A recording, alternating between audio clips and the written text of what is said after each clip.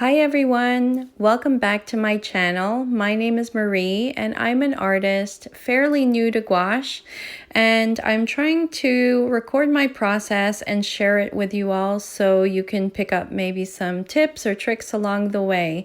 In today's video, I wanted to share my process on how I painted this cherry blossom.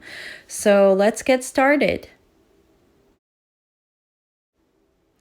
So I apologize in advance. This video was taken in March, and it was the beginning of my gouache journey, and unfortunately I don't have that much information in my brain on things that I did, but I found that it was such a waste that I don't post this video for you all and not describe at least some process that I can give you, because the turnout of it was pretty decent. So I was kind of happy with the finished piece. So I just wanted to let you know that there may be a few holes, but I'll try to fill it in as much as I can. So I'll post the reference photo here.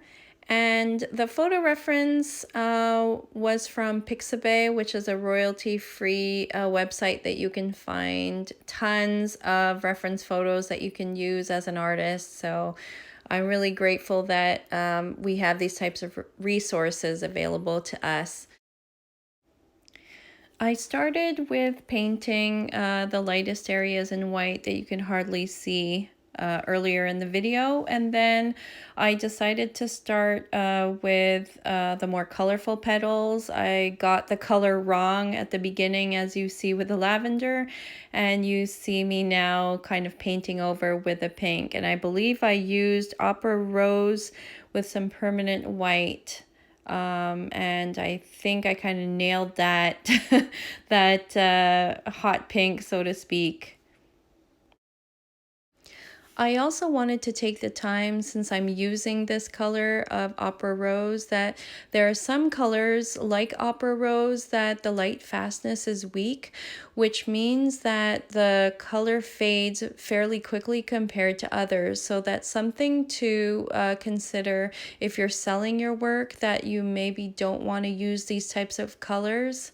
And the way to find out if the light fastness is weak is on the tube, and depending on the brand, it would either be a letter or a number that shows if it's weak or not. So maybe that's just some little tidbit to help you when you start selling your work.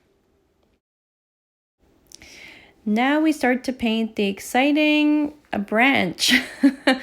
Branches aren't usually that exciting compared to flowers, but I think they play like some supportive roles. And for this branch, I used a combination of cadmium orange with some cadmium red and some dioxazine purple to kind of tone down the brightness. And then I go over with more concentrated purple and with some cadmium orange, and I forgot to mention white to lighten the values. I use this purple mixture to indicate some shadows to create depth in these branches. And here I start to paint the center of the flowers, and it's a more deeper reddish tone than pink. So I believe I used alizarin crimson with white and then mixed a bit of the Opera Rose so it kind of transitions better.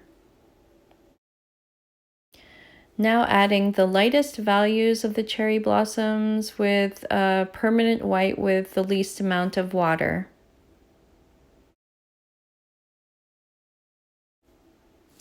And so I start painting the background, and I'm starting with the cherry blossoms that's in the distance. The whole background is blurry, so I'm just indicating little pops of pink that the brain just knows that they are also cherry blossoms, which is really neat. And here I start to paint the bulk of the background with the taupe. And here's one of the holes that I was warning you about because I wish I remembered how I mixed this beautiful taupe. I love this color, but I have problems mixing beige, taupe, browns, so they're always really unique. So that's kind of special about this painting, is that I have no clue how I mix this color. Hopefully in the future it'll cross my path, and then I'll take some notes on how I mixed it.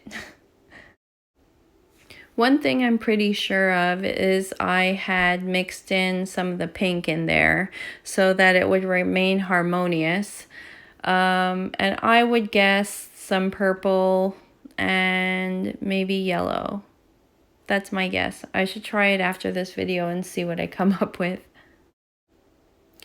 So you'll see me continuing to work, filling out the background, and I make different variations using the original mix of taupe and adding more pink to it, and also a bit more green.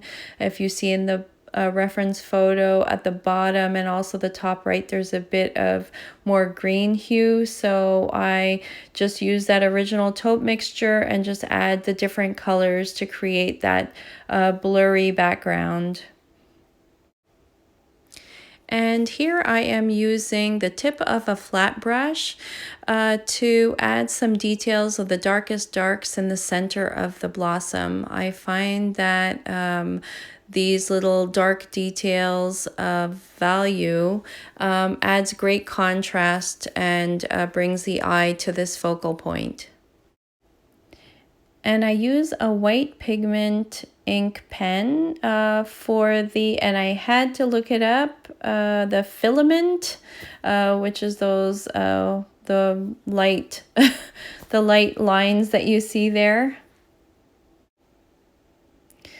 And I also had to look this term up. I'm now painting the end of the filament, which is called the anther, using the end of a small slanted flat brush. And who knew that this video would be an art video and a science video? I know I didn't when I first started doing this voiceover.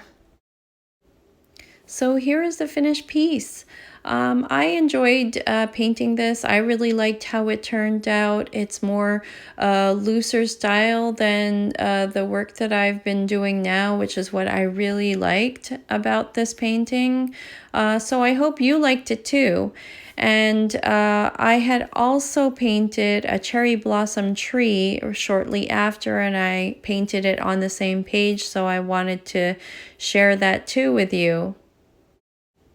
And here's a photo with the painting, a little bit of my paint palette, and also the photo references together. The tree is also from Pixabay, so it just gives you an idea of the reference photos versus what I painted. So that's it for this video. I am so surprised that I actually had information to share about this painting I did 2 months ago, but I'm so happy that I recalled some things, and I hope that you took away some tips from what I shared in this video. So if you have any questions, anything that I may have forgotten, please write it in the comments and I will try to answer you as best as I can. And if you did enjoy this video, please like and subscribe. I'll be posting more videos of my process in the future, hopefully twice a week.